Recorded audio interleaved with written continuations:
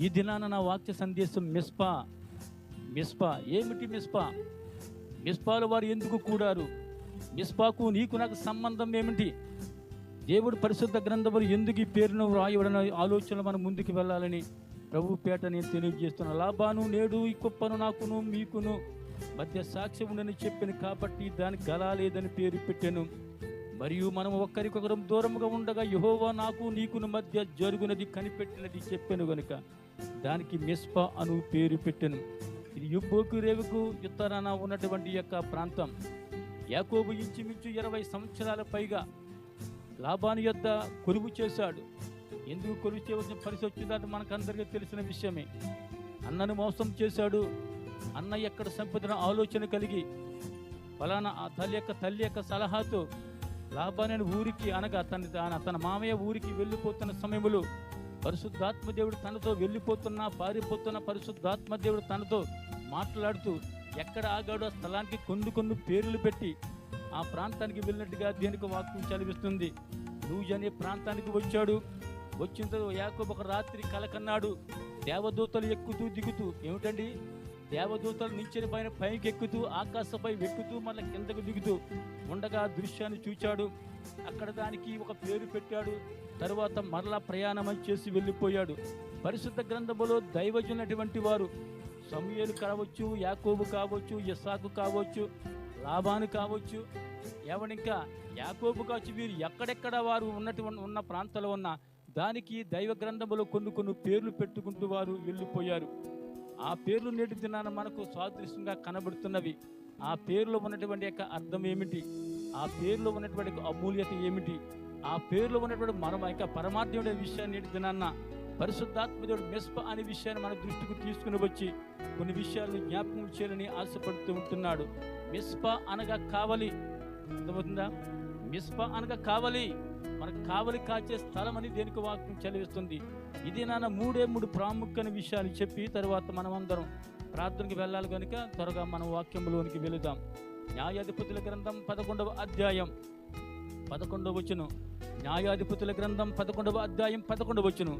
కాబట్టి యోప్తా గిలాదు పెద్దలతో కూడా పోయినప్పుడు జనులు తమకు ప్రధానునిగాను అధిపతినిగాను అతనిని నియమించుకున్నప్పుడు యోప్తా మిస్పాలు యెహోవా సన్నిధిని తన సంగతంతయు తెలియజేసిన. హల్లెలూయా. ఇక్కడ యోప్తా కనబడుతూ ఉంటున్నాడు. ఒక అన్యురాలి యొక్క కుమారుడు అనగా వేశ్య యొక్క కుమారుడు. ఎవరండి? యోప్తా. తన అన్నదమ్ములు ఉన్నారు, కుటుంబస్తులు ఉన్నాడు. ఇతడు వేశ్యకు పుట్టాడు కనుక నీవు మాతో కాపురం చేయడానికి వీలు లేదు, మా యొద్దకు ఉండడానికి వీలు లేదని వెలివేసినప్పుడు అతడు టోబియా ప్రాంతానికి వెళ్ళిపోయాడని ఆ యొక్క 11వ అధ్యాయం మనకు కనబడుతూ ఉంటుంది. టోబియా దేశములకు వెళ్ళిపోయాడు. అక్కడ దేవునికి వాక్యంలో రాయబడి ఉంది, అల్లరి జనముల మధ్య ఎవరున్నారండి? యోప్తా ఉన్నాడట. అల్లరి జనముల మధ్య యోప్తా ఉన్నాడు. అక్కడ మామూలుగానే ఉన్నాడు. అల్లరి జనాంగము మధ్య యోప్తా ఉన్నాడు. అతని స్థితిగతులు మారలేదని ఈ వాక్యం మనం అర్థం చేసుకోగలుగుతాం. ఎందుకు టోబియా ప్రాంతానికి మరలా వారు వెళ్ళారు? నీవు మా యొక్క పెద్దల వారు వెళ్ళారు, అయ్యా నువ్వు మా ప్రాంతానికి రా, ఎందుకంటే ఇక అమోనీయుల ప్రజలు మా మీద యుద్ధం చేయడానికి వస్తున్నారు కనుక నీవు వచ్చి మాకు సహాయం చేయమని వెళ్ళినప్పుడు యోప్తా బలాఢ్యుడైనటువంటి వాడు, దేవుని కృపలో వెతుకుతున్నటువంటి వాడు, ప్రజలందరూ అనేవారు ఇతని వేశ్య కుమారుడు. మనం అంటాం కదండి, సర్వసాధారణంగా మనం పిలిచే పిలుపు ఏంటంటే వారికి ఉన్నటువంటి విలువలను బట్టి, వారికి ఉన్నటువంటి పరిస్థితులను బట్టి, వారికి ఉన్న స్థితిగతులను బట్టి ఫలానా వారి అని మనకు తెలిసిన కారణాన్ని బట్టి ఈడండి వ్యభిచారం వల్ల పుట్టినటువంటి వాడు, ఇతడికి తల్లి లేదు, తండ్రి లేదు, ఎక్కడో పుట్టాడు, ఎక్కడో పెరిగారిని వెలివేసే సమాజం ఆ దినాల్లో కాదు, నేటి దినాలు కూడా ఈ యొక్క ప్రాంతాలు లేక ప్రతి ఒక్క దేశంలో ఉన్నటువంటి విషయమే. అతడు అంటున్నారు వేశ్య కుమారుడని వెలివేశారు. కుటుంబస్తులు వెలివేశారు, గ్రామస్తులు వెలివేశారు. ఎక్కడ వెళ్ళి టోబియా దేశంలో అందరి జనాంగాల మధ్య ఉంటున్నప్పటికీ కూడా ఉంటున్నప్పుడు కూడా అతడు మామూలుగా దైవిక భయం కలిగి ఉన్నట్టుగా దేనికి వాక్యం చలవిస్తుంది. యోసేపు ఒక ప్రాంతంలో ఉన్నాడు. దేవుడు సమస్తాన్ని అతనికి రాజు దగ్గర అప్పగించాడు. యోసేపు పలుకుతున్న ఒకే ఒక మాట, నా రాజు సమస్తాన్ని నాకు అప్పగించాడు, కానీ నిన్ను తప్ప, ఎవరిని తప్ప, పాపమని నిన్ను తప్ప నన్ను నాకు ఎంత పవిత్రమైన మాట అండి, ఎంత పవిత్రమైన మాట, ఎంత అమూల్యమైన మాట. ఈ యొక్క రాజు, ఈ యొక్క అధిపతి ఈ యొక్క రాజు నాకు సమస్తాన్ని, ఇంటిలో ఏమి ఉన్నదో లేదా అతనికి తెలియదు కానీ నాకు అన్నీ తెలుసు, కానీ నిన్ను తప్ప సమస్తానికి అప్పగింత ఘోరమైన పాపము చేసి నేను ఎలాగా నా దేవునికి నేను పాపం ఆలోచన చేసి అక్కడే తన సమస్తాన్ని విడిచిపెట్టి పారిపోయినట్టుగా దైవ గ్రంథము చదివిస్తుంది. హల్లెలూయా. ఈ పాపమనే లోకములో మనం ఉంటున్నప్పుడు, పాపమనే కువ్యక్తితో మనం ఉంటున్నప్పుడు, పాపమనే బంధకత మనం ఉంటున్న మన స్థితిగతులు ఎలాగ ఉండాలో తెలుసా? దేవుని యందు భయం భక్తి కలిగి ఉండాలని దేనికి వాక్యం మనకు యోప్త ద్వారా తెలియజేస్తుంది. అయితే అతని దగ్గరికి వచ్చారు, అతడు వెళతాడు. వెళ్ళిన తర్వాత అతడు మామూలుగా వెళ్ళి ప్రజలతో మాట్లాడుతూ అంటాడు, అయితే నేను అమ్మోలిక రాజుకి నేను ఉత్తరం రాసి పంపుతాను అంటాడు. అయితే ఉత్తరం రాసి పంపుతారు, కానీ అయితే వారి యుద్ధానికి ఏమయ్యారండి? వారు సిద్ధపడ్డారు. అయితే క్లుప్తంగా వివరిస్తుంటూ ఉన్నాను. సిద్ధపడిన తర్వాత యోప్త పరాక్రమశాలుల యుద్ధానికి వెళ్ళాడు. అతడు వెళ్ళే ముందు ఒక విషయాన్ని జ్ఞాపకం చేశాడు. నేను యుద్ధము వచ్చిన తర్వాత ఆ దేశాన్ని జయించి వచ్చిన తర్వాత నా ఇంటి ద్వారం నుండి ఏదైతే నాకు ఎదురుగా వస్తుందో దానిని దేవునికి బలిస్తానని చెప్పాడు. వెళ్ళిపోయాడు. యుద్ధం తిరిగి వస్తున్నాడు. ఎవరు ఎదురయ్యారండి? ఇంత విచిత్రం. కుమార్తె ఎదురయ్యింది. అయ్యో నా కుమార్తె, ఎందుకు నన్ను శోకలోకంలో పంపించేస్తూ ఉన్నావు? నేను దేవునికి మొక్కుబడి చేసిన ఆలోచన చేయగా దేవుడికి చేసిన మొక్కుబడిని వెనిదీయలేదు. దీనికి కారణపడి కుమారి పలుకుతున్న మాట ఏంటి తెలుసా? నాయన, నీవు దేవునికి మాట ఇచ్చావు, నాకు మాట ఇవ్వలేదు. కానీ దేవునికి ఏదైతే నువ్వు దేవునికి మాట ఇచ్చావు, ఎందుకంటే పరిశుద్ధాత్మ దేవుడు ఇశ్రాయేలు జనాంగంలో నీ ద్వారా గొప్ప కార్యములు చేశాడు కనుక ఆ యొక్క జనాంగాన్ని ఓడించావు, తిరిగి సంతోషంగా వస్తున్నావు, ప్రజలకు న్యాయము చేసే కనుక నువ్వు ఏదైతే దేవుని యొక్క మొక్కుబడి చేసుకుని ఉన్నావో దాని ప్రకారంగా వచ్చాయి. అయితే ఒక మనవి ఏంటంటే 2 మాసాలు నాకు గడువి, 2 మాసాలు నువ్వు గడివిస్తేనే నాకు పర్వతం పైకి వెళ్ళి నా దేవునికి అంగలార్తానని నువ్వు చేసుకున్న మొక్కుబడి తరలా చెల్లించమని ఆమె 2 మాసాలు అక్కడికి వెళ్ళి తన కన్యత్వం గురించి ప్రలాపించి అక్కడ ఏడ్చి దేవునికి ఆమె వడంబడిగా చేసుకున్నట్టుగా దేవునికి వాక్యం చెల్లిస్తుంది. పరిశుద్ధ గ్రంథములో ఆదికాండం 22వ అధ్యాయములో అబ్రహాము ప్రయాణము చేస్తూ అరణ్య మార్గమున ప్రయాణము చేస్తూ 3 దినముల ప్రయాణము చేస్తూ హోరేబు కొండపైకి వెళ్ళిన తరువాత ఖడ్గాన్ని ఎత్తుకుని బిడ్డను చంపబోతున్న సమయంలో ఆల్రెడీ బిడ్డను బలి ఇచ్చేసాడు అనుకోవాలి. అంతే కదండి. కత్తి ఎత్తాడునంటే నరకడానికి ఎత్తాడు, కత్తి మామూలుగా ఎత్తలా. అయితే దీనికి సాదృశ్యం ఉండబడే కన్యత్వం దేవునికి ఏదైతే ఇచ్చాడో ఏమని యోప్తా చెల్లించాడు. దేనికి వాక్యం మనకు సెలవిస్తుంది. అబ్రహాముకు దేవుని ఏ మాట అయితే ఇచ్చాడో అతను మరణం అవసరం సమయంలో కూడా దేవుడు ఒక ద్వారాన్ని తెరిచి ఒక గొర్రెపిల్ల అక్కడ చూపించే గొర్రెపిల్ల నాకు వధించమని చెప్పి దేవుడు కొంత నిబంధన చేస్తుడుగా దేనికి వాక్యం మనకు చెల్లుతుంది. కనుక ప్రభుని పిల్లరా, ఆ స్థలానికి ఏమండి యోప్తా ఏమిటి మిస్పాన్గా కావాలి. దేవుని సన్నిధానికి వెళ్లే ముందు మిస్పా అనగా ప్రార్థనానికి సాదృశ్యం కనబడుతుంది. ఈ దినాన్ని నా చెప్పే అంశం ఏంటంటే ప్రార్థన అంటే మిస్పాలో ఉన్నటువంటి ప్రార్థన. మిస్పా దగ్గరకు వచ్చి ఉన్న ప్రార్థన చేస్తే దేవుడు వింటాడు విషయాన్ని దినాన్ని మీకు జ్ఞాపకం చేస్తున్నా. మనకి మిస్పా ఉందా? ఏమిటి నీ మిస్పా? టెలిఫోన్ నీ మిస్పా? గర్ల్ ఫ్రెండ్ నీ మిస్పా? లేక పనికిమాల విషయాలు నీ మిస్పా? లేక ఏదేదో చెడ్డగాని మిస్పా? ఏది మిస్పా అనేక స్థలం మనకు కావాలని పరిశుద్ధాత్మదేవుడు మనకు సెలవిస్తూ ఉన్నాడు. ఎవడు ఇంగ్లాండ్ ప్రాంతంలో జాన్ వెస్ట్ గారి తల్లి 16 మంది బిడ్డలు. ఆ దినాల్లో 6, 7, 3, 9 ఏమండి 10 మంది 15 మంది 16 బిడ్డలండి. ఎవరికండి? జాన్ వెస్ట్ తల్లి గారికి. ఆమె ఉదయాన్ని లేచి వారికి సమస్తాన్ని సిద్ధపరిచేటప్పటికి 12 అయిపోయిందట. ఏమండి భోజనం సిద్ధపడి ఇంకా 2 అయిపోయిందట. అయితే 2 గంటల సమయం మొదలుకొని 3 గంటల 5 గంటల వరకు ఎవరికి కనబడేది కాదట. ఎక్కడికి వెళ్ళేది? ఆమె ఒక మిస్పాని ఏర్పరచుకుని దేవుని సన్నిధిలో ప్రార్థన చేయడం వెళ్ళిపోయేదట. 5 గంటల తరువాత అనగా 2 నుంచి 5 గంటల లోపల ఆమె తర్వాత కనబడేదట. సరిపోయింది. తర్లా సాయంకాలం అవుతుంది, బిడ్డలకు ఆహారాన్ని సిద్ధపరుస్తుంది. బిడ్డలాంటి వారు నిద్రిస్తున్న సమయంలో ఒక్కొక్క బిడ్డ దగ్గరికి వెళ్ళి 16 మంది బిడ్డలు కాదండి 16 మంది బిడ్డల దగ్గరికి వెళ్ళి ప్రార్థన చేస్తే కొక్కురో కోడు కూసేదట. హల్లెలూయా. కొక్కురో కూడు కోసేదట. అందుకే జాన్ వెస్లీ ఏమంటే ప్రపంచం మంచి సువార్త కూడా అయ్యాడు. ఏమంటే యొక్క ఇంగ్లాండ్ దేశాన్ని ఆ యొక్క లండన్ దేశాన్ని గడగడలాడించాడు. కారణం ఏంటి? తల్లి చేస్తున్న ప్రార్థన. హల్లెలూయా. నేటి దిన ప్రార్థన నీకుందా? దేవుని ప్రభుని ప్రియ ప్రార్థన మనకుందా? మిస్పా దేవుని సన్నిధి గోజాడింది. అనకు కావాలి. ఎవరికి కావాలి? నాకు నీవు కావాలి, నీకు నేను కావాలి. భార్య భర్తకు కావాలి, భర్త భార్యకు కావాలి. బిడ్డలు తల్లిదండ్రులకు కావాలి, తల్లిదండ్రులు బిడ్డకు కావాలంటే మిస్పా అనే స్థలానికి వచ్చి ఆమె ప్రార్థన చేసిన కారణాన్ని బట్టి గొప్ప ఉద్యోగం వచ్చింది. కారణం ఏంటి అనుకోవచ్చు. నేనేదో ఉద్యమం అనడానికి వీల్లేదు. మన వెనక చేసే ప్రార్థనలు ఉంటాయి, మన వెనక చేసే ప్రార్థనలు ఉంటాయి. ఆ ప్రార్థన ఫలితంగా దేవుడు మనకు విశ్వాసంలో వెదరికి వెళ్తున్నప్పుడు పరిశుద్ధాత్మను ఒకదానికి ఒక తోడుగా మనకు తీసుకుని వస్తున్నాడు కనుక మిస్పా ప్రాంతానికి వచ్చి దేవుని గోజాడేదట. అందుకే ప్రపంచంలో ప్రఖ్యాతి దేవుని సేవకుడిగా అయిపోయింది దైవజనులు బట్టి జాన్ యోగేశ్వరి గారి గురించి ఈ దినాన్ని మనం జ్ఞాపకం కనుక ప్రభునిపులారా, మన ప్రార్థనలు ఎలాగున్నాయి? మనకు ప్రార్థన ఉందా? అన్న దేవుని సన్నిధిలో ప్రార్థన చేసింది, సమూయేలు దేవుని సన్నిధికి వెళ్ళి ప్రార్థన చేశాడు, అబ్రహాము దేవుని సన్నిధికి వెళ్ళి ప్రార్థన ఒక స్థలాన్ని వాళ్ళు ఏర్పరచుకున్నారు. ఒక స్థలం అనేది మనం ఉంటే పరిసర ప్రాంతాలు చిన్న రూమే కావచ్చు, లేక ఉండే పరిసర ప్రాంతం మనకు చాలా అలా అడవిడిగా ఉండే స్థలాలు కావచ్చు, కానీ ఒక స్థలం అనేది నీకు ఏర్పరచుకోవాలి. అది ఎవరికో తెలుసా? నీకు దేవునికి ఉన్నటువంటి లింక్. సంఘానికి నీకు మనకి లింక్ ఉంటుంది. అది సంఘానికి వచ్చిన తర్వాత బంధుమిత్రులకు కుటుంబాలకి అంటే లింక్ ఉంటుంది. అది మనకు కలుస్తున్న సమయంలో అయితే దేవునికి లింక్ ప్రజలు చూడరు. ఆ లింక్ ఎవరికి తెలుసు? దేవునికి నీకు లింక్ కావాలి.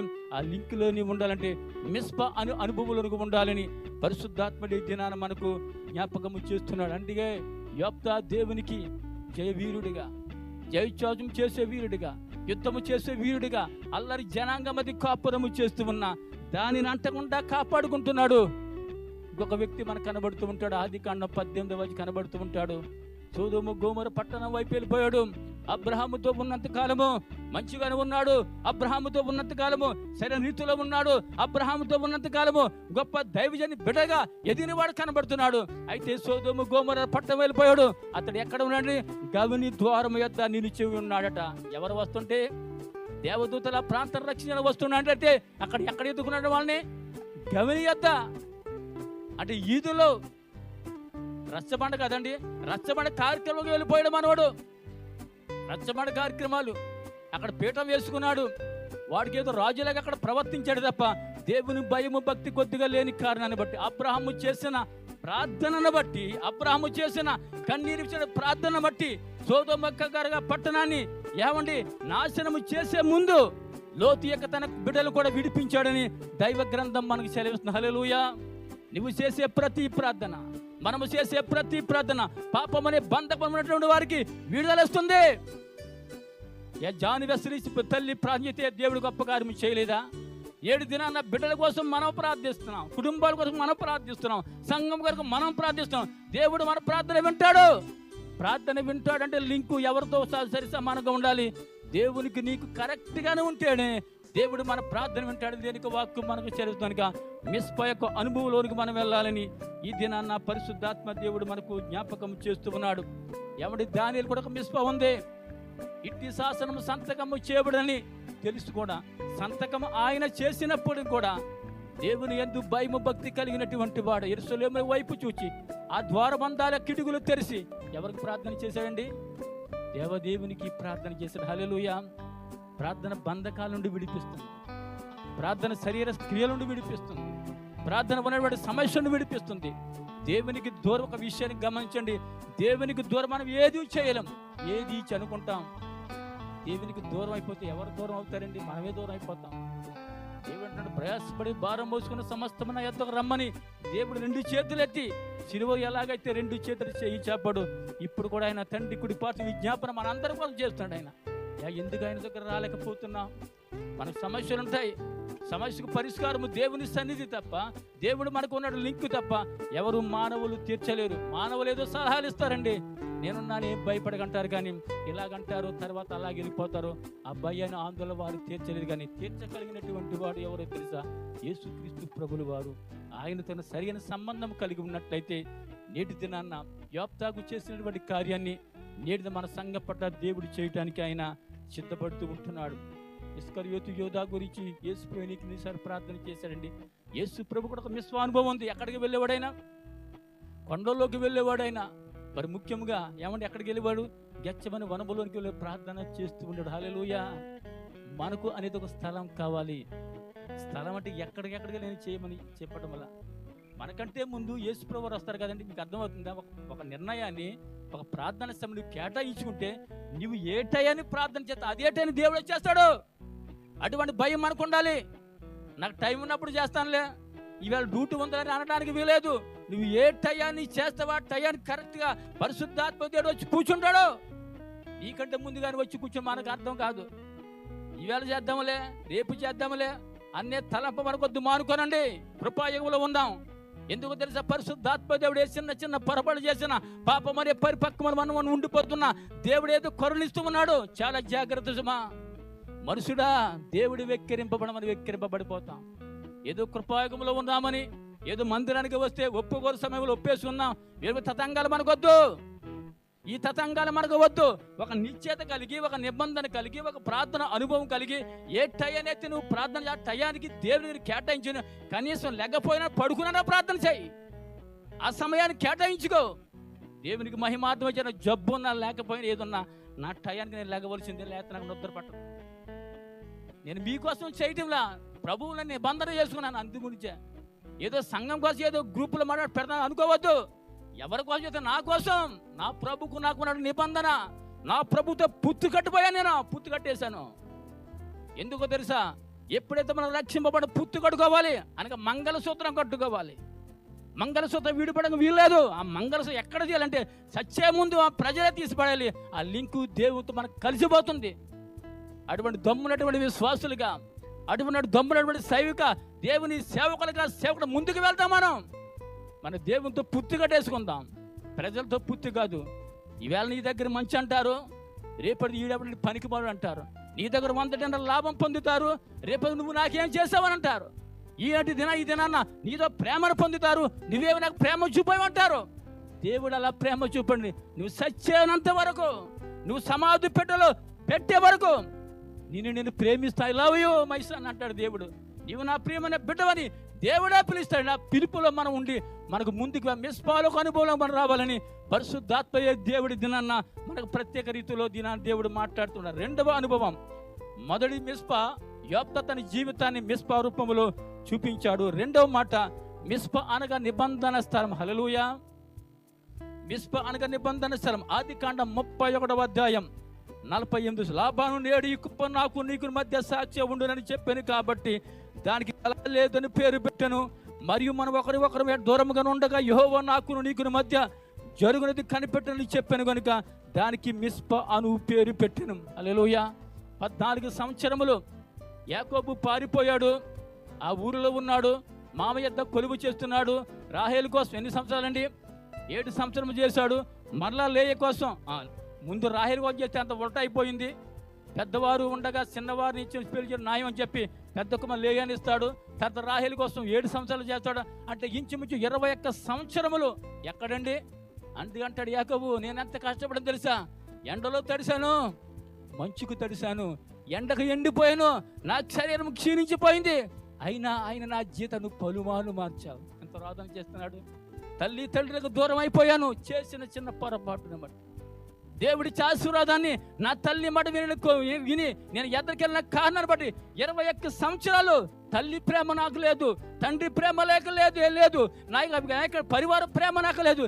నీ యొద్ద 21 సంవత్సరాలు నేను ఏమండి గొడ్డుగా పనిచేశాను, దూడగా పనిచేశాను, కానీ నీవు నా జీవితం పలుమార్లు మార్చావు. అయితే నా దేవుడు అనగా యెహోవా దేవుడు ఏదైతే నిబంధన దేవుడు నాతో చేశాడో ఆ నిబంధన తీసివేయకుండా నన్ను కాపాడుతూనే వచ్చేసాడని దేవుని యొక్క విజ్ఞాపన చేసి మిస్పా అనే స్థలానికి వచ్చినట్టుగా దేవుని యొక్క వాక్యం చదివి వారిద్దరు వచ్చారు.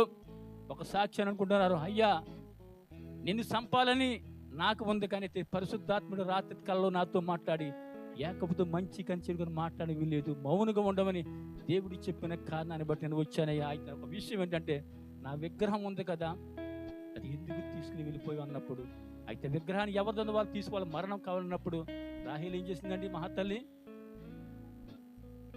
ఎంత పనికి మళ్ళీ పని చేసిందంటే విగ్రహం ఎక్కడ కూర్చుందండి? ఒంటి మీద పెట్టేసి దానిపైన బట్టలు వేసి పైన కూర్చుందండి. నేను కడగా ఉన్నాను, నీవు నన్ను ముట్టడానికి వీల్లేదు నాయనా, నేను లెగటానికి వీలుండదు, నేనేమన్నాను? కడగా ఉన్నాను. మాతృభాష మీకు అర్థమై ఉంటుంది. కడగా ఉంది, ఎవరు ముట్టుకోవటం లేదు, ఆమె లెగటానికి వీలేదని చెప్పేసి ఆ విగ్రహం ఏం చేసిందండి? రాసేసింది. ఎంత విచిత్రం అండి. యాకోబు దేవుని చేత ప్రేరణలో వస్తూ ఉన్నాడు. తన భార్యగా యాకోబు తన భార్యగా భర్తతో సహకరించకుండా ఒక విగ్రహాన్ని దాచేసుకుంది. పూజించే విగ్రహాన్ని తీసేసుకుంది. ఇజ్రాయేల్ ప్రజలకు ఇజ్రాయేల్ నాశనం రీతిగా తీసుకెళ్ళి సహోదరిగా ఉండిపోయింది. కనుక నా ప్రభుత్వ కుటుంబాలుగా ఉన్నటువంటి మీరు నీ మధ్యన ఏది జరిగినా భార్యాభర్తలు సంభాషించుకోవాలి. భార్యాభర్తలు వారు ఏకమై ఏది చేసిన వారు ఒప్పుకోవాలి. ఓకే అంటేనే ఓకే చేయను తప్ప ఇరువురు పక్షాన్ని ఏదో లేకుండా చేస్తే చివరి రాహేలాగా అయిపోతే వ్యాపారం. నేను కల్పించి చెప్పడం బైబిల్ ఉన్నదే చెప్తున్నాను. నేను యాకోబుతో చెప్పొచ్చు కదా. యాకోబు అన్నప్పుడు ఎవరో తీసుకున్నాడు అయ్యా నీ దొంగలు చెప్పొచ్చు కదా. చెప్పలా. పాపము చేసింది వెళ్ళిన దూర ప్రయాణములని ఆమె మరణమైంది. దీనికి వాక్యం మనకు చదివిస్తుంది. హల్లెలూయా. కనుక పరిశుద్ధ గ్రంథములు ఏదైనా మాట వ్రాయబడ్డాదనంటే మన జీవితాన్ని మెలుకొల్పడి గీత వ్రాయబడ్డ తప్ప ఏదో మామూలుగా వ్రాయి కొన్ని సంవత్సరాలకు వేల కొలది సంవత్సరాలు పరిశుద్ధ గ్రంథం వ్రాయబడి ఉన్న నేటి దినాన పర్వానే క్రైస్తవ సంఘంలో పరిశుద్ధాత్మ దేవుడు మాట్లాడుతున్న నాతో మాట్లాడుతున్నాడు. వినుతున్న మీతో మాట్లాడుతున్న మిస్పా అనుభవంలో మనం ఉన్నామా? వారు ఎక్కడికి వచ్చి మిస్పా అనే స్థలానికి వచ్చి వారి పేరు పెట్టారు. ఏమంటే యాకోబు వారిద్దరు ఏమంటే ఒక నిబంధన చేసుకున్నారు. సామెతల గ్రంథం 16వ అధ్యాయం 7వ వచనం. సామెతలు 16:7 అంటాడు, ఒకటి ప్రవక్త నా యెహోవాకు ప్రీతికరమగునప్పుడు ఆయన వారి శత్రువులను సహా వారిని. హల్లెలూయా. దేవునితో లీకు మనకి ఉంటున్నప్పుడు ఏమండి ఎవరైనా విరోధులైనా ఏం చేస్తాడు? మనకు వాళ్ళని మనకి స్నేహితులుగా మిత్రులుగా చేస్తాడట. హల్లెలూయా.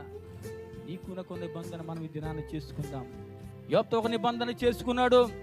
యుద్ధముల విజయం చూసినప్పుడు ఇక యోబ్తా ఒక నిబంధన చేసుకున్నాడు. ఆ నిబంధనలు ముందుకు వెళ్ళిపోయాడు. అబ్రహాం ఒక నిబంధన చేసుకున్నాడు. తన కుమారుడు బలి ఇవ్వడానికి నిబంధనలో ముందుకు వెళ్ళిపోయాడండి. ఎవరి నిబంధన ఈ రోజున ఏ నిబంధన మనం చేసుకుంటున్న ప్రభువా? ఒక నిబంధన నాకు ఉంది నాయన. నశించిపోయిన ఆత్మల పట్ల భారం ఉంది నాకు నాయన. నా కుటుంబం పట్ల భారం నాకు ఉంది నాయన. నా సంఘం పట్ల భారం నాకు ఉంది నాయన. ఎంతో మంది అన్యులు ఉంటున్నారు ప్రభా. కనీసం వారి గురించి నేను మందిరానికి నడిపింపకపోయినా, వారితో నేను మాట్లాడకపోయినా కనీసం వారి గురించి ప్రార్థించే అనుభవం నాకు ఇవ్వాలని ఒక నిబంధన ముందుకు వెళ్తే దేవుడు మన ప్రార్థన వింటాడని పరిశుద్ధాత్మ దేవుడి దినాన్ని మనకు జ్ఞాపకం చేస్తూ ఉన్నాడు. 3వ మాట మిస్పా అనగా విజ్ఞాపన స్థలం. హల్లెలూయా. మనం ధ్యానం ఎందుకు వచ్చామండి? మిస్పాలు మనం ఎందుకు కూడుతున్నాం? పరమాన సమయం ఎందుకు కూడుతున్నాం? విజ్ఞాపన చేయడానికి వచ్చాం. ఎందుకు విజ్ఞాపన చేస్తున్నాం?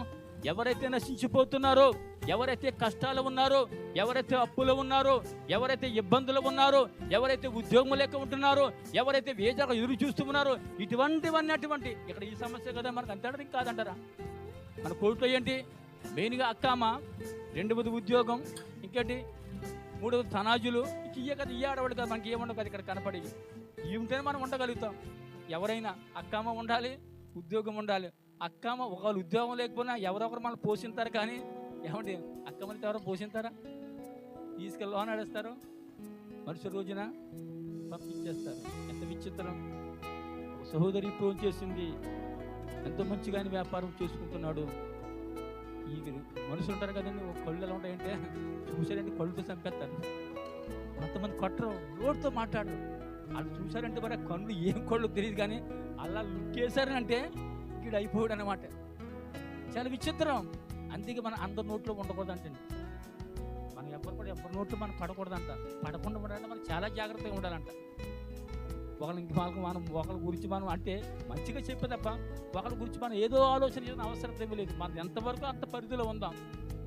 ఇవన్నీ మన పాప భారం అంతా నెత్తి మీద వేసుకుని ఏమంటే ప్రపంచం మహారాజులాగా, కుటుంబాలతో మహారాజులాగా, సంఘం నేను లేకపోతే ఇంక ఎవడ సంఘం నడపడం రీతిగా ఏదో పెద్ద నెత్తంత వేసుకుని, నేను లేకపోతే ఏమవుతుంది, పిల్లి స్టీఫెన్ గారు లేకపోతే సంఘం నడదు అని బిల్డప్ నేను ఇచ్చేసుకుని ఎవరి చేస్తే దేవుడు అని అంటాడా? మాకు ఫైదా. ఒకళ్ళు కూడా మనకెందుకండి, ఒకళ్ళ సమస్య మనకెందుకండి? ఈ భారాన్ని నీ మోయి. లోక పాపములు మోసుకుని దేవుని గొర్రెపిల్లగా యేసుక్రీస్తు ప్రభువు నీ కోసం నా కోసం త్యాగాన్ని చేయడానికి వచ్చే ఆ పాపాన్ని శాపాన్ని ఆయనే 2000 సంవత్సరాల సిలువలో ఏమన్నా మేకలిగేసి కొట్టేస్తే మళ్ళీ దాన్ని నవ్వుకుని ఆ గాయలు మనం లేపుతూ ఎన్ని ఎందుకండి? ఎన్ని వద్దు. ఎన్ని దేవుడితో నిబంధన చేసుకుందాం. పాప భారాన్ని మనమేమి మోసవలసిన అవసరం లేదు. మన భారం ఏంటో తెలుసా? మన భారం ఏం భారం? దేవునికి దగ్గర ఉండే భారము నేర్చుకో, కుటుంబాన్ని సరి చేసుకునే భారము నేర్చుకో, యథార్థం ఉండడానికి భారం పెట్టు. ఇటువంటి భారాలు పెట్టుకోండి. మనం ఇటువంటి భారం ఏం పెట్టుకోం. బిడ్డల గురించి ప్రార్థన చేయము. నా స్టైల్ నాది, నా గొప్ప నాదే. పనికి మళ్ళీ అడవులు అయిపోయినది నాన్న. మరి ఇంకా కుటుంబాలు ఉన్నటువంటి వారికి అండి ఎలా విచిత్రం. కొన్ని ఫోన్లు వస్తున్నాయి, చాలా బాధ వచ్చేది. నేను ఎక్కడ తీసుకెళ్తాను? మిస్బాకి తీసుకెళ్తాను. ఒకరు ఎలా ఉందని అమ్మ అని ఒక సహోదరి నిర్మలమ్మ గారు చెప్పాను అనుకో, ఆమె కనీసం నోరు ఏదైనా జారింది అనుకో, ఉదాహరణగా మేము బాధపడతాము, జారింది అనుకో, స్టీఫెన్ గారు వెళ్ళి నిర్మలమ్మ చెప్పాడు, నిర్మలమ్మ వెళ్ళి వనిత వెళ్ళి శశికళ చెప్పినాడు, ఎక్కడికి పోతండి 4-5 దాటిపోయింది అనుకో, తర్వాత ఎక్కడికి వస్తారు? మీరందరూ బాగుంటారు, ఎక్కడికి వస్తారు? అది ఉర్రి వేస్తారు. మరి అటు ఉర్రి మనకు హాకి, ఎందుకంటే ఉర్రిని ఇచ్చిన నాకింద ఉర్రి ఏం చూడ మనకొద్దు. ఏదైనా తెలిస్తే ప్రార్థన చేయండి, అదే చేస్తాను నేను. చాలా విషయాలు వస్తాయి. మరి నేటి యుగంలో ఏం మరి కంప్యూటర్ సమస్య ఏమి సమస్య కదండి, కుటుంబంలో ఉన్నటువంటి పాపాలు చేస్తున్నారు, భయంకరమైన విచిత్రం అండి. కొన్ని మెయిన్ సంఘాలు ఇంచుమించు 30 సంవత్సరాలు చేశాను కాబట్టి కొన్ని వాళ్ళ కంటెంట్లో ఉంటారు. నాకు నేను దూరంగా ఉంటామని ఏదో ఒక సలహాలు అడుగుతుంటాను, నేను కొన్ని సలహాలు అడుగుతుంటాను. వాళ్ళు చెప్పే పరిస్థితి ఏంటంటే చాలా విచిత్రం. మాటలు వింటే ఆ మాటలు మీకు చెప్పాను కానీ చాలా విచిత్రం. బాధ. ఎందుకు నీకేం రోగం రా? భార్య ఉంది, భర్త ఉన్నాడు, బిడ్డ, నీకేం రోగం? పనికి మన రోగం. ఏమి రోగము నీకు? దేవుడు అందించి మంచి ఉద్యోగం అందించి ఏమి రోగము నీకు? ఏదో పిల్లము లేకపోతే ఏది ఏడ్చాడు అనుకోవచ్చు, ఏదో కక్కుతుపడి ఏడ్చాడు అనుకోవచ్చు, నీకేం రోగం? అన్నీ కలిగి ఉండి అంటుందంట అమ్మే, నీవు నాకొద్దు, నాకు ఎవడు కావాలి? ఆ గుండాపరేషన్ వాడు కావాలంట, గుండాపరేషన్ వాడు కావాలి. ఎందుకో జీతం కొంత తీసిన డబ్బంతా ఎత్తున్నాడు, ఎక్కేస్తుంది, కారు మీద కారు కొనేస్తుంది. ఇది లైవ్లో చూస్తున్న సహోదరుడా, నీకోసం దేవుడితో మాట్లాడిన ఆలోచన చేసుకో. ఒకరు ఉద్దేశం చెప్పడం ఎందుకు పనికిమాలిన రోగాలు? ఆ దినాలు యవనస్తులు తొట్టిల్లిపోయేవారు, దేవుని ఎద్దకు వచ్చి పాపక్షేమాన్ని పొందేవారు. నీకేం రోగం? కుటుంబం ఉంది, బిడ్డలు ఉన్నారు, మంచి భార్యను బిడ్డలాన్ని దేవుని సంతోషం సమయం ఉండక ఎందుకు పనికిమాలిన రోగాలు, జబ్బులు? పరిపోతావు. దేవుడి జాగ్రత్త, బి కేర్ఫుల్. అది నీవు కావచ్చు, నేను కావచ్చు. దేవుడు చూస్తూ ఉండడండి. దేవుడు కనుక కనుక ఎర్ర చేస్తే అగ్ని భస్మం అయిపోతాం, బూడిదైపోతాం. అటువంటి స్థితికి మనలో ఎవరు కూడా వెళ్ళకూడదని నా మిస్పా యొక్క ప్రార్థన. హల్లెలూయా. మన మిస్పాకు తీసుకుని వచ్చేది ఎన్ని పాప శాపం అన్నీ ఉన్నా అవన్నీ ఒకరు చెప్పిన అవసరం లేదు, కానీ మిస్పా యొద్దకు తీసుకుని వెళ్ళిపో. దేవుడి సమస్తం ఏ సమయం ఏది కావాలో అది చేసేవాడు దేవుడు. దీనికి వాక్కు మనకు చెలవిస్తుంది. అబ్రహాము అలాగే చేశాడండి. సమూయేలు ఒక మిస్పాని ఏర్పరచుకున్నాడు. వారు ఒక మిస్పాని ఏర్పరచుకుని యుద్ధం చేయడానికి వెళ్ళారు. ఏమైపోయారండి? 3000 మంది 4000 మంది చనిపోతున్న కారణం ఏంటి అనుకున్నారు? మా దగ్గర నిబంధన ఉంది, మా దగ్గర నిబంధన మందస్సం ఉంది, ఇది కనుక మనం తీసుకుని వెళ్తే ఏమైపోతామండి? విజయాన్ని పొందిపోతారు. మనం అనుకుంటామండి బైబిల్ పట్టుకుని తలబడి కింద పెట్టుకుంటాం దెయ్యాలు రావని. ఎంత గొప్ప మనకి తలగడకి మీద పెట్టి దెయ్యాలు రావా? వచ్చి పీకుని నొక్కేది. అది ఏమి లెక్చేది? అది దేవుని కన్నా వాక్యమే. ఈ వాక్యం ఎవరితో ఉంటుందండి? పరిశుద్ధముగా పవిత్రం ఉంటే వాక్యం మనకు వర్కౌట్ చేస్తుంది తప్ప బైబిల్ తలగడ కింద పెట్టినంత మాత్రాన, పక్కన పెట్టుకున్నంత మాత్రాన ఇది మనకేమి సపోర్ట్ చేయదండి. మనకి ఈ ఆలోచన. వారు అనుకున్న నిబంధన ఉంది, నిబంధన మందస్సం ఉందని ఎక్కడ తీసుకెళ్లారు? వాళ్ళు సైన్యంలోకి తీసుకువెళ్ళారు. 3000 మంది 4000 నుంచి 10,000 మంది చచ్చిపోయారు. ఎందుకు చచ్చిపోయారు? దేవుని ప్రజలను సేవించడం వల్ల, దేవుని ప్రజల వారు దేవుని హత్తుకోవడం వల్ల చచ్చిపోయారు. కారణం మిస్పాలేదు. సమూయేలు వారు అందరినీ పోగు చేసి, ఎందుకయ్యా ఇలా ఉంటారని పోగు చేసి వారు మిస్పా యొద్దకు నడిపించి గొర్రె పిల్లను వధించి ప్రాయశ్చిత్తము చేసి దేవునికి మహిమాత్మ జీవించిన కారణం బట్టి ఆ తెగులు అక్కడ ఆగిందని వాక్కు మనకు చెలవిస్తుంది. సమూయేలు మొదటి గ్రంథము 7వ అధ్యాయం 5వ వచనం. అంతటా సమూయేలు ఇశ్రాయేలులందరినీ మిస్పాకు పిలువనంపి, నంపుడి, నేను మీ పక్షాన యెహోవాకు ప్రార్థన చేతని చెప్పగా, ఇశ్రాయేలు ప్రజలకు రాజు లేడు, న్యాయాధిపతి లేడు, వారి ఇష్టం వచ్చినట్లు జీవిత కాలంలో సమూయేలు దేవుడు వారికి నిలబెట్టిన విషయాన్ని గుర్తు చేసుకుని ఒక్కసారి 4,000 మంది, మరొకసారి ఏమండి 30,000 మంది, అంటే ఇంచుమించు 34,000 మంది చనిపోయారు. ఆలోచన చేద్దాం. యోప్తా కన్నీరు విరిచి ప్రార్థన చేసి మిస్పా వచ్చి ప్రార్థన చేశాడు. దేవుడు అమోలీయుల చేతులు విడిపించాడు.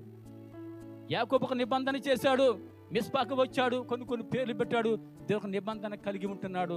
సమూయేలు వారిని దగ్గరకు తీసుకుని వచ్చాడు, వారికి కొన్ని విషయాలు చెప్పాడు. అదే సమూయేలు 7వ అధ్యాయం 3వ వచనం అంటాడు, సమూయేలు ఇశ్రాయేలులందరినీ ఇట్టనెను, మీరు దెమ్మలో యెహోవా యొద్దకు మీరు మల్లుకొని ఎడల అన్య దేవతలను మీ మధ్య నుండి తీసివేసి, ఏమండి పట్టుదల కలిగి యెహోవా తట్టు మీరు దెమ్మలను త్రిప్పి ఆయన సేవించుడి, అప్పుడు ఆయన ఫిలిష్తీయుల చేతుల నుండి మిమ్మల్ని విడిపించిన. హల్లెలూయా. ఒక నిబంధన చేసుకోండి, అన్య దేవతలను విడిచిపెట్టండి అయ్యా, మీరు చేసే ప్రతి పని విడిచిపెట్టని దేవాది దేవుడు చెప్పి వారికి విమోచన ఎవరి కలిగినట్టుగా దీనికి వాక్యం అనుభవం మనకు వచ్చేద్దాం. ఎవరి మసోదయం వచ్చేద్దాం.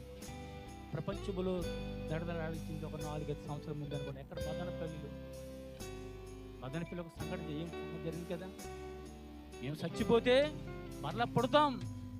చదువుకున్నటువంటి వారు, తల్లిదండ్రులు, వారు ప్రిన్సిపల్స్ అండి, మంచి మంచి స్కూల్లో వాళ్ళు ఉంటున్నారు.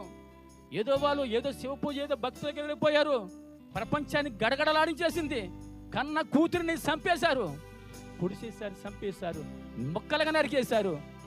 అంత మాత్రమే కాదు, మరలాన్ని బ్రతుకుతానందంట, రెండవ కుమార్తె కూడా చంపేశారు. మాట్లాడుతుంది విచిత్రం కదా. అంటే ఎక్కడ ఉంటున్నాం మనం? చచ్చిపోతే తిరిగి లేస్తారా? మూఢనమ్మకాలు విడిచిపెట్టండి. మూఢనమ్మకాలు విడిచిపెట్టండి అయ్యా. అన్య దేవతల వైపు మీరు వెళ్ళొద్దు. నిజమైన దేవుడు యెహోవాను తట్టుకుని రమ్మన్నప్పుడు వారొక స్థలాన్ని సిద్ధపరిచాడు. ఎంత విచిత్రం మదనపల్లిలో జరిగింది కదా. అందరూ టీవీలో చాలా చూశారు, వార్తాపత్రిక మనం విన్నాం. ఎంత ఘోరమైన విషయం. కన్న బిడ్డలను, 9 మాసాలు పోసి పెంచిన బిడ్డలను, మంచి ఉన్నత స్థాయిని వారిని చదివించిన బిడ్డలను ఏమండి తల్లి తండ్రి రేఖమై చంపేయటం, తరువాత అలా అక్కను కూడా చంపేయటం. వారు మళ్ళీ దేవుళ్ళు అవుతారట. జరగబోయే యుగానికి వారు జరగబోయే యుగాదాన్ని వారు చెప్పుతారట అన్నట్టుగా చంపేశారు. చరిత్రలో ఎక్కిపోయినంత విచిత్రం. కనుక నా ప్రముఖులారా, అందుకే దేవుడు ఈ రోజున మనతో మాట్లాడుతున్నాడు. మిస్పా అనుభవంలోకి రండి. కన్న బిడ్డలు నీ మాట వినకపోవచ్చు, ఈ భార్య నీ భర్తలు నీ మాట వినకపోవచ్చు. అయితే ఎవరు వినినా వినకపోయినా దేవుడు వాగ్దానానికి ఇచ్చాడు, దానికి వాక్యాన్ని ఇచ్చాడు, పరిశుద్ధ గ్రంథం ఇచ్చాడు. దాన్ని చదువు. మిస్పా యొద్దకు వచ్చేయి. మిస్పా యొద్ద ఏడు దినాన్ని మిస్పా ఏంటి? యేసుకి ఒక మిస్పా అయిపోడు. పరలోకము తండ్రి కుడి పార్శ్వములకు వచ్చి మనందరి కోసం విజ్ఞాపన చేస్తున్నాడు. ఆయన సదాకాలం విజ్ఞాపన చేస్తున్నాడు. అయితే మన విజ్ఞాపన ఎలా ఉండాలి? సంఘాన్ని పురుకెల్పుగా మన విజ్ఞాపన ఉండాలి. సంఘాన్ని బలపరిచే మన విజ్ఞాపనగా ఉండాలి. సంఘాన్ని అండి పాపములో కృపను ఉన్నటువంటి వారిని పైకి లేకపోతే మిస్పాగా మనం ఉండాలి. అట్టి కృప మనకు పరిశుద్ధాత్మ దేవుడు కలగజేసి మనం ముందుకు వెళ్దాం. పరిశుద్ధాత్మ దేవుడి మాటలు దీవించునుగాక.